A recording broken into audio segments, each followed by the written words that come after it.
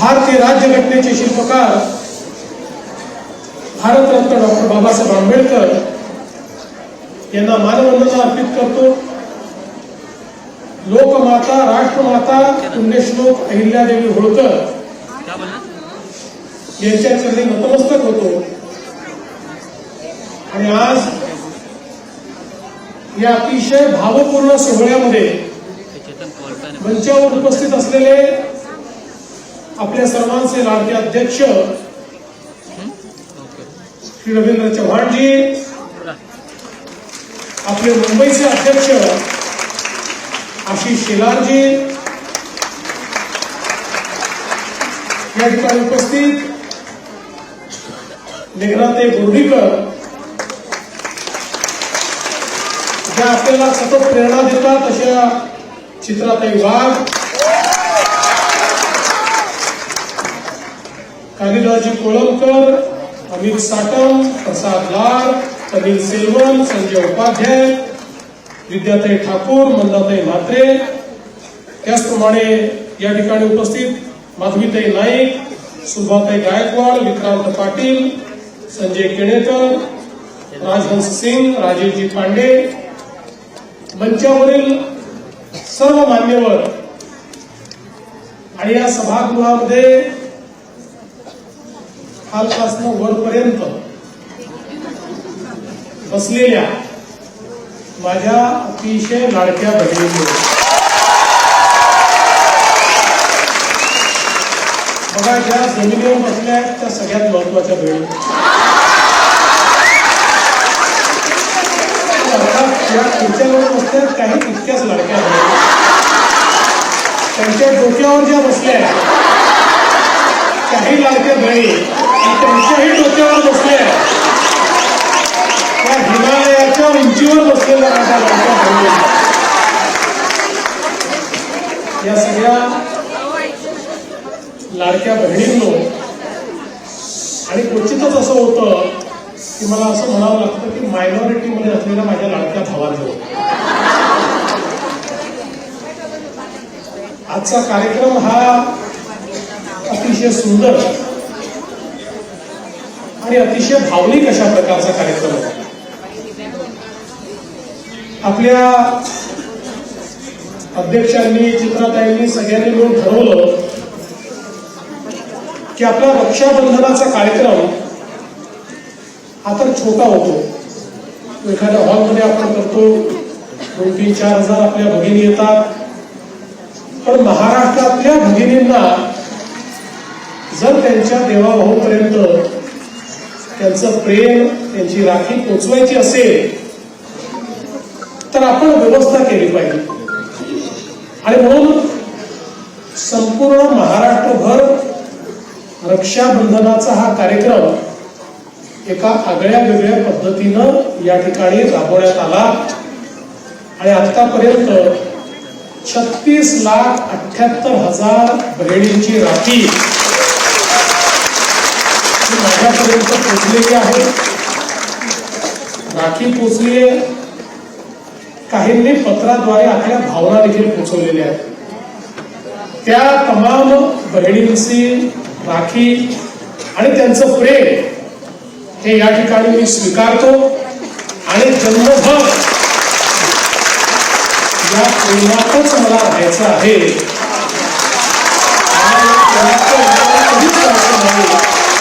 हे देखील त्यांच्यापर्यंत पोहोचवायचा प्रयत्न करतो.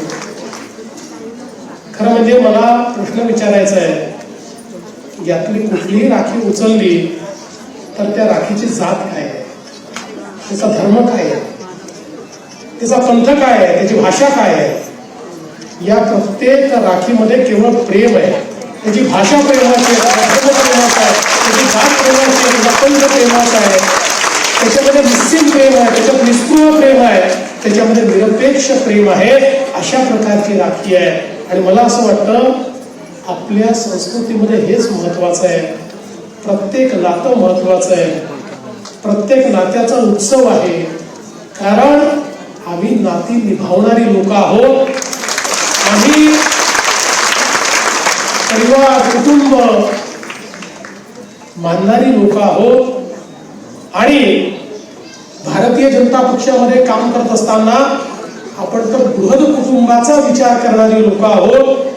कारण ज्ञानेश्वर माऊलींनी जे पसायदान मागितलं ते अखिल विश्वाकरता मागितलं, तो विचार सांगणारे आपण लोक आहोत. त्याच्यामुळे खऱ्या अर्थानं या ज्या सगळ्या राख्या आहेत त्याच नात्याचा भाव घेऊन या सगळ्या राख्या माझ्यापर्यंत पोहोचलेल्या आहेत. आणि मला विश्वास आहे की ज्याच्या पाठीमागे इतक्या बहिणींची प्रेम आणि माया आहे उसका कौन क्या बिगाडले.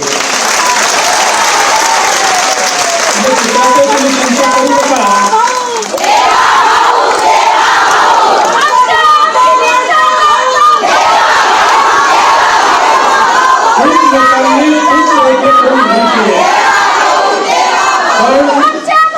कुठल्याही शस्त्रापेक्षा आणि कुठल्याही अस्त्रापेक्षा प्रेमाचे आशीर्वाद हे अधिक ताकदवर असतात.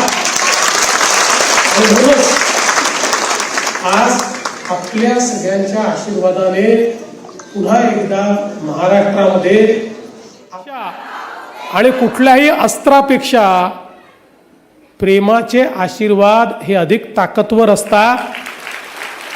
आणि म्हणूनच आज आपल्या सगळ्यांच्या आशीर्वादाने पुन्हा एकदा महाराष्ट्रामध्ये आपली सेवा करण्याकरता मुख्यमंत्री पदाची जागा मला मिळाली. याचे शिल्पकार या आमच्या सगळ्या लाडक्या बहिणी आहेत. हे जर मी म्हटलं तर ते चुकीचं होणार नाही. खरं तर आज आपण पाहतो आपल्या देशामध्ये देशाचे प्रधानमंत्री माननीय नरेंद्र मोदीजींनी आपल्या देशाच्या विकासाचं जे स्वप्न बघितलं त्या स्वप्नामध्ये त्यांनी एकच गोष्ट आपल्या सगळ्यांना सांगितली की हे विकासाचं स्वप्न पूर्ण करायचं असेल तर लोकसंख्येचा 50% हिस्सा जोपर्यंत या स्वप्नाचा भाग होत नाही तोपर्यंत हे स्वप्न पूर्ण होऊ शकत नाही. आणि म्हणून महिला लक्षित योजनांच्या माध्यमातून विकास हा मोदीजींनी सुरू केला.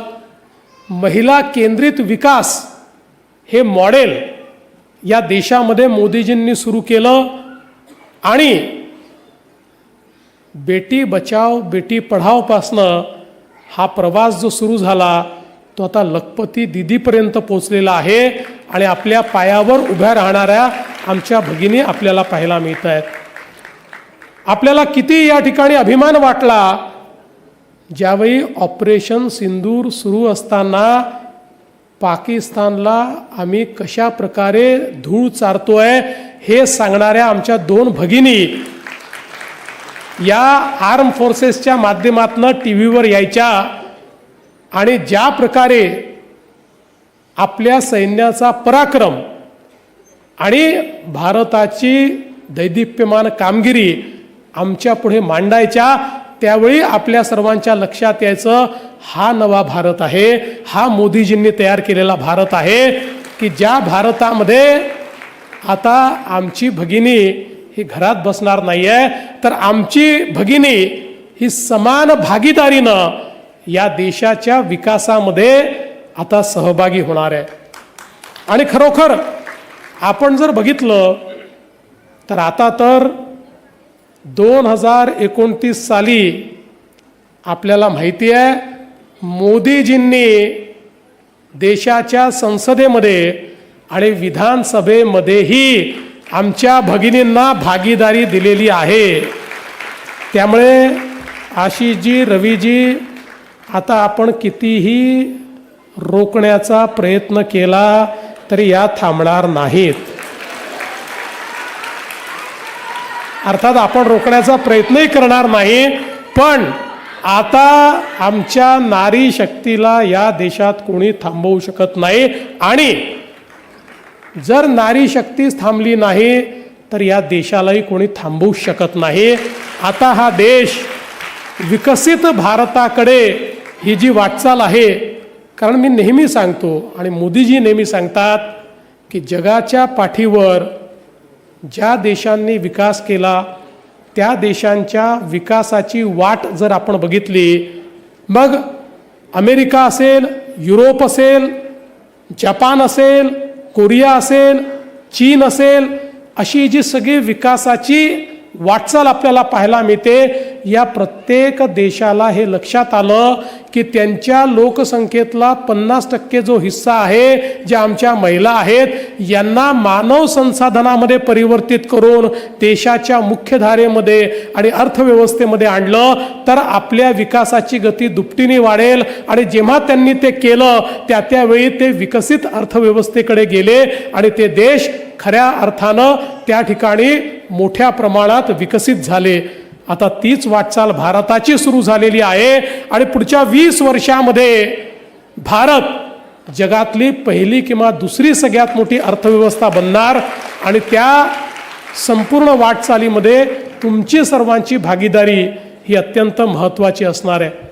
आणि म्हणून महाराष्ट्रामध्ये देखील आपला प्रयत्न हाच आहे. आज लाडक्या बहिणीसारखी योजना आपण सुरू केली. आमच्या महिला किती कल्पक असतात. 1500 रुपये आपण लाडक्या बहिणीचे दिले तर नागपूरमध्ये काही महिला एकत्रित आल्या आणि त्यांनी स्मॉल फायनान्स सोसायटी त्याच्यातनं काढली. या 1500 रुपयाची बचत केली आणि त्यातनं स्मॉल फायनान्स सोसायटी काढली आणि त्यातनं आपल्याच सभासद महिलांना कर्ज देणं सुरू केलं आणि त्यातनं त्यांना आपल्या पायावर उभं करणं सुरू केलं. आता तेच मॉडेल संपूर्ण महाराष्ट्रात आपण तयार करतो आहोत. आणि केवळ 1500 रुपयापुरतं भगिनींना ठेवायचं नाही आहे, तर त्यातनं भगिनींना आपल्या पायावर उभं करण्याचं काम आपल्याला करायचं आहे. आणि मला आनंद आहे की मोदीजींनी ज्यावेळी लखपती दीदीचा कार्यक्रम हा अनाऊन्स केला, अनेकांना प्रश्न पडला लखपती दीदी म्हणजे नेमकं काय. आणि मग एकदा लाख रुपये किंवा तशा प्रकारची तिची सांपत्तिक स्थिती झाली म्हणजे तिला लखपती दीदी म्हणायचं का. मोदीजींनी सांगितलं नाही, जी महिला स्वतःच्या भरोशावर स्वतःच्या पायावर उभं राहून दरवर्षी वर्षाला 1 लाख रुपयापेक्षा जास्त पैसा कमवेल तिला लखपती दीदी म्हणता येईल. आणि त्याकरता वेगवेगळ्या योजना मोदीजींनी सुरू केल्या. आणि आज मला सांगताना आनंद वाटतो, लखपती दीदीच्या कार्यक्रमात देशात पहिल्या नंबरवर आपला महाराष्ट्र आहे. मागील वर्षी 25 लाख बहिणी लखपती दीदी झाल्या आहेत. यावर्षी अजून 25 लाख भगिनी लखपती दीदी होणार आहेत. आणि माझ्या 1 कोटी बहिणींना लखपती दीदी केल्याशिवाय आम्ही थांबणार नाही, हा निर्णय आम्ही केलेला आहे. आणि ज्यावेळेस मी सांगतो की 50 लाख लखपती दीदी झाल्या, खरं म्हणजे त्याच्यामध्ये आमचं काही श्रेय नाही. आम्ही फक्त ते श्रेय घेतो. या ज्या झाल्या त्या स्वतःच्या कर्तृत्वाने स्वतःच्या मेहनतीने या ठिकाणी लखपती दीदी झाल्या आहेत. आपण केवळ त्याकरता योजना तयार केलेल्या आहेत आणि त्या योजना त्यांच्यापर्यंत पोहोचवल्या आहेत. आता पुढच्या काळामध्ये अशाच प्रकारे या योजनांना आपल्याला अधिक खालपर्यंत न्यायचं आहे. आपल्याला महिलांना सक्षम करायचं आहे. त्या कोणावर अवलंबून असणार नाहीत. कारण आपण बघितलं सावित्रीबाई फुले म्हणायच्या की एक महिला शिकली की पूर्ण परिवार शिकतो. तसं एक महिला ही जर कमावती झाली तर पूर्ण परिवाराचं ती कल्याण करते. आणि म्हणून त्या परिवाराच्या कल्याणाची संकल्पना ही या महिलांच्या कल्याणातनं या ठिकाणी होणार आहे. आणि एक गोष्ट अजून मी नेहमी सांगतो, आम्ही अनेक महामंडळं तयार केली. सगळी महामंडळं चांगली काम करतायत. काही महामंडळांनी तर खूप उत्तम काम केलं आहे. पण आमचा अनुभव असा आहे, बहुतांश काही महामंडळ ठरवलीत, बहुतांश महामंडळाच्या माध्यमातून आमच्या तरुणांना ज्यावेळी आम्ही एखादं कर्ज देतो त्यावेळी 50% त्यातले तरुण हे कर्ज परत करतात. पण आम्ही वेगवेगळ्या महामंडळातनं, मविममधनं किंवा वेगवेगळ्या संस्थातनं जेवढी कर्ज ही महिलांना दिली किंवा बचत गटांना दिली, 100% कर्ज परत आली. एकही पैसा महिला बुडवत नाहीत. तर तो पैसा डबल कसा करायचा, तिप्पट कसा करायचा, त्यातनं अजून मोठं कसं आपण उभं करायचं, अशा प्रकारचा प्रयत्न सातत्याने महिला करत असतात. आणि म्हणूनच आज ज्यावेळी याच सभागृहामध्ये चित्रातही तुम्ही महिला सहकारी संस्थांचा विषय मांडला. आता त्या संस्था आपल्या तयार झाल्या, आता त्याचं रजिस्ट्रेशन आपल्याला मिळालं. आता लवकरच महाराष्ट्र सरकार निर्णय घेऊन या महिला सहकारी संस्थांना डेडिकेटेड काम हे मिळालंच पाहिजे, अशा प्रकारचा निर्णय आम्ही घेणार आहोत. आणि महाराष्ट्रात निघणाऱ्या कामांमध्ये या महिला संस्थाची हिस्सेदारी आणि हक्क हा प्रस्थापित करण्याचा निर्णय येत्या काळामध्ये आम्ही घेऊ. आणि त्यातनं आपल्या महिलांना उद्योगामध्ये, व्यापारामध्ये आणि व्यवसायामध्ये देखील मोठं करण्याचं काम आपल्या सरकारच्या माध्यमातून होणार आहे. आज ज्या काही वेगवेगळ्या योजना आपण सुरू केल्या, अनेक लोक असं म्हणायचे की निवडणुकीपुरतं योजना आहेत. निवडणूक संपली की योजना बंद होतील. निवडणूक संपली, 1 महिना गेला, 2 महिने गेले, महिने गेले. मी तुम्हाला सांगतो 5 वर्ष यातली एकही योजना आम्ही बंद होऊ देणार नाही. आणि 5 वर्षांनी तुमच्या आशीर्वादाने पुन्हा सरकार आलं तर पुन्हा 5 वर्ष. जोपर्यंत बहिणींचे आशीर्वाद भावांच्या पाठीशी तोपर्यंत. आणि 29ला तर तुम्हीच सरकारमध्ये येणार आहात, तुमच्याशिवाय सरकारच चालणार नाही आहे. त्याच्यामुळे 29 नंतर आमचं संपलं, आमचं नाही चालणार. म्हणजे चालेल आमचं थोडंसं, पण तुमच्या मदतीने आणि तुमच्या आशीर्वादाने आणि तुमच्या हुकुमाने चालेल. म्हणजे आतापर्यंत तुम्ही घरच्या गृहमंत्री म्हणून त्या ठिकाणी हुकूम चालवत होत्या. 29 नंतर मोदीजींनी तुम्हाला राज्याच्या मंत्री म्हणून हुकूम चालवण्याची संधी ही त्या ठिकाणी दिलेली आहे. पण मला या गोष्टीचा आनंद आहे की यामुळे निश्चितपणे एक राज्यामध्ये गुणात्मक परिवर्तन होणार आहे. मी आज या निमित्ताने तुम्हाला एवढंच सांगतो की आज एवढं भरभरून तुम्ही सगळ्यांनी दिलं. तुमच्या आशीर्वादामुळे आज आपल्याला अभूतपूर्व असं यश मिळालं. तुम्ही या यशाने आनंदी आहात. पण काही लोकांचं अजूनही त्या ठिकाणी समाधान झालेलं नाही. अजून ते तोंडावर पडले, थोबाडावर पडले, मातीत मिळाले तरी देखील सुधारायला तयार नाहीत. रोज म्हणतात वोट चोरी, वोट चोरी, वोट चोरी. यांचं डोकं चोरी झालेलं आहे, त्यातला दिमाग चोरी झालेला आहे. माझी विनंती आहे माझ्या सगळ्या लाडक्या बहिणींना, 25% यांच्याही करता आशीर्वाद मागा की यांना सुबुद्धी येवो, यांच्या डोक्यामध्ये थोडी अक्कल येवो. कारण खऱ्या अर्थानं आमच्या लाडक्या बहिणींच्या मताला हे जर चोरी म्हणत असतील तर यांच्यापेक्षा मोठे चोर कोण आहेत? कोणीच नाही आहेत. आणि म्हणून त्याची चिंता करण्याचं कारण नाही आहे. आता हे कालपर्यंत परदेशात जाऊन भारताची बदनामी करत होते, आता बिहारमध्ये जाऊन महाराष्ट्राची बदनामी करतायत. पण न यांना परदेशात कोणी विचारलं, न यांना बिहारमध्ये कोणी विचारणार आहे.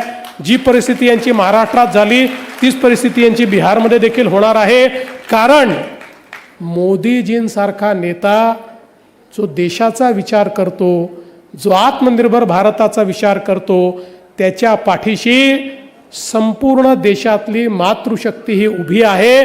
आणि तुम्ही कुठली निवडणूक बघा, मोदीजी आल्यापासनं 2014 पासनं जेवढ्या निवडणुका भाजप जिंकला, या प्रत्येक निवडणुकीचं जेव्हा विश्लेषण होतं त्यावेळी विश्लेषक सांगतात की मोदीजी का जिंकले, तर मोदीजींना पुरुषांपेक्षा 5% मतं महिलांनी जास्त दिले.